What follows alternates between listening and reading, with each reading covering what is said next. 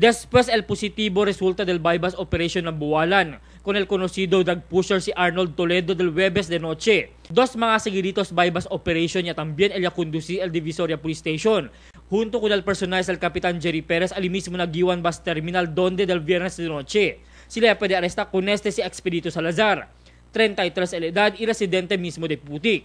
Na posesyon del suspetsyaw, ya pwede saka el sa mga pakete del aligaw shabu, diferentes mga parapernalyas y el mga marcausen.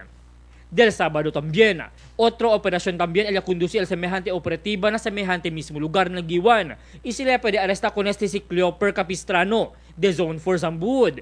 Con esta persona asigun niya tardayaman surveillance el mga otoridad.